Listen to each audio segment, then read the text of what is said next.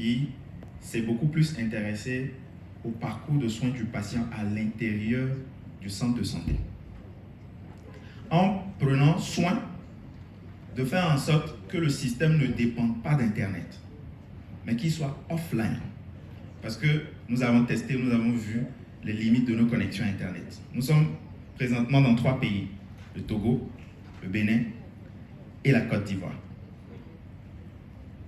Bien, je suis consultant en gestion hospitalière, ça fait presque 8 ans que j'accompagne les centres de santé dans leur processus managérial et j'ai recueilli 8 ans de problèmes. J'ai vu les difficultés que nous avons. Et ces difficultés conduisent à un problème. C'est la lenteur de la prise en charge du patient. Quand le patient arrive dans le centre de santé, il passe trop de temps. 1. Ensuite, nous avons une gestion financière qui souvent n'est pas transparente. 2. 3. Une gestion compliquée de la pharmacie interne. C'est difficile de contrôler quel médicament est en train de finir. C'est difficile de contrôler la péremption du médicament. Ensuite, en dernière position, il y a une absence totale de monitoring de toute l'activité. Parce qu'une activité, un centre de santé, c'est d'abord une entreprise. Je l'avoue, je suis beaucoup plus positionné sur le privé. Un centre de santé, c'est d'abord une entreprise qui a besoin de mesurer, qui a besoin d'analyser, qui a besoin de monitorer son activité afin de prendre de bonnes décisions. Et notre application permet d'envoyer justement ces informations-là pour aider les dirigeants à prendre de bonnes décisions. Notre proposition de valeur, qu'est-ce qu'on propose? On dit que le centre de santé, la prise en charge du patient, c'est tout un circuit. Nous avons donc proposé un écosystème de gestion globale intégré de centres de santé, ce que les Anglais ont appelé ERP, Enterprise Resource Planning, de santé qui fait du patient l'épicentre de toute la réforme digitale. Parce qu'en réalité, tout ceci est fait pour que le patient en puisse mieux le prendre en charge.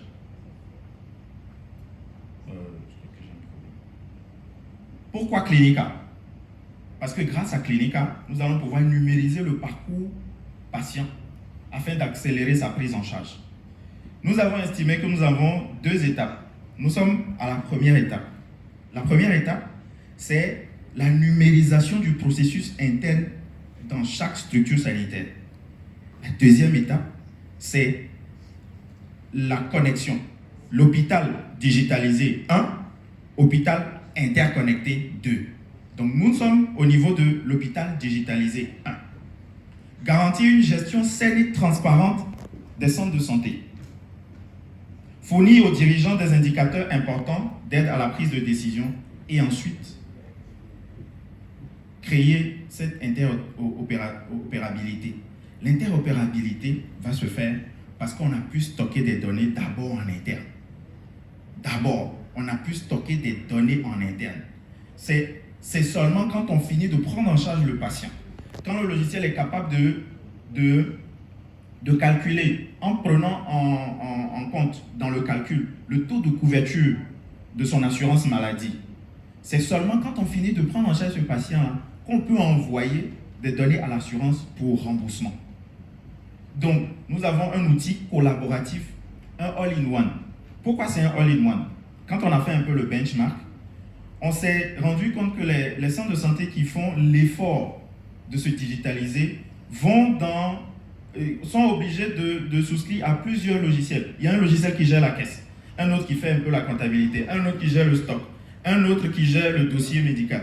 Et du coup, on va dans tous les sens. Surtout que ces logiciels ne vont pas intercommuniquer. Ce que nous, on a fait, c'est de faire en sorte que les 7 modules qu'on propose puissent intercommuniquer. Quand je suis patient, que j'arrive dans le centre de santé, j'achète un bon de consultation. Ce bon de consultation-là, si on me gère de façon manuelle, si la facturation est faite de façon manuelle, il faut qu'on sorte un carnet, qu'on écrive mon nom, prénom, qu'on mette la prestation et qu'on mette le montant. C'est long. L'idée, c'est de faire en sorte que les prestations aient été déjà entrées dans la base de données avec leur tarification, ce qui fait que le logiciel va pouvoir être agile et s'adapter à tout type de centre de santé, à tout type de facturation et à tout type de prestation. Parce que c'est le centre de santé qui crée ces prestations, c'est le centre de santé qui attribue la tarification de ces prestations-là. Exactement. Donc, on a le parcours patient. On va pouvoir générer un bon de consultation, prendre les constantes. Tout se fait de façon digitalisée. J'arrive dans le centre de santé, je vois l'accueil. On m'a généré un bon qui correspond à un type de consultation donnée. J'atterris chez le next step, l'infirmière qui doit me prendre les constantes, qui les prend directement dans mon dossier, directement sur l'application. Ensuite, j'atterris chez le médecin qui va pouvoir faire toute la suite de consultations. Et là où ça devient intéressant et que la facturation va être rapide, c'est quand le médecin qui a besoin de faire ses examens complémentaires, donc de demander une NFS, une GE, une TRP, ne va pas tirer un bulletin d'analyse physique. Mais il va cliquer simplement demander une analyse et il va sélectionner NFS, urée, créate, transat, gamma, GT. Et ce qui va se faire, c'est que ce choix va constituer automatiquement la facturation au niveau de la facture. Du coup, quand le patient arrive, eh bien, il n'attend pas. Quand il vient, il va simplement s'identifier et tout est déjà calculé. Il paye et le next step. Le next step, c'est quoi? C'est le laboratoire qui va faire le prélèvement et qui va envoyer les résultats directement dans son dossier et donc va envoyer ces résultats-là à celui qui les a demandés, au prescripteur. Et ici, il s'agit de soins. Eh bien, donc ici, on a la facturation qui va pouvoir décentraliser tout ça. Ensuite, on a la comptabilité analytique hospitalière.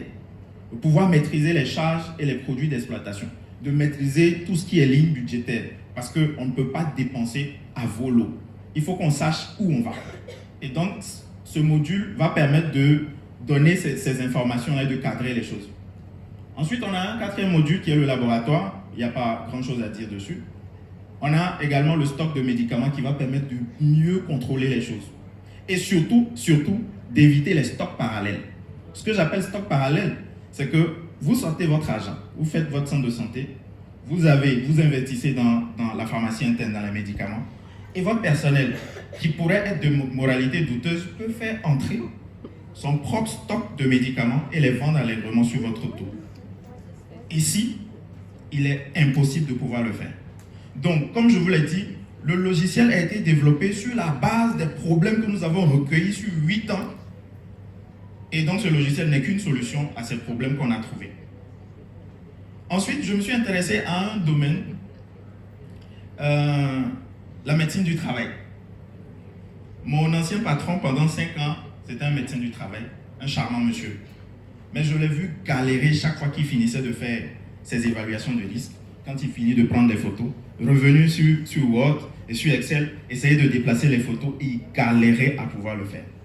J'ai donc imaginé un système qui permettrait de faire ces tâches-là directement dans ce logiciel et qui serait multiplateforme. On a l'administration du système. Pourquoi c'est tout un module? C'est parce que c'est grâce à ce module que chaque centre de santé va pouvoir personnaliser l'utilisation du logiciel. Traction. Nous sommes présentement dans 3 pays, comme je vous l'ai dit, au Togo, au Bénin et en Côte d'Ivoire. Projet à venir. Nous également, nous prenons toute la mesure de l'importance de la puissance de l'intelligence artificielle au service de la santé, qui va permettre de faire des aides au diagnostic, des aides au traitement. Et surtout, ce que nous envisageons, c'est d'entraîner notre intelligence artificielle aux ordinogrammes de soins. Et donc de proposer des protocoles de soins, d'aider également le médecin à des substitutions de molécules. Le deuxième projet que nous avons, c'est le carnet de santé numérique. Mais j'ai bien l'impression qu'après avoir vu tout ce qui s'est passé ici, je n'ai plus besoin de dépenser pour ça. Merci. Bien, je vous remercie. Merci.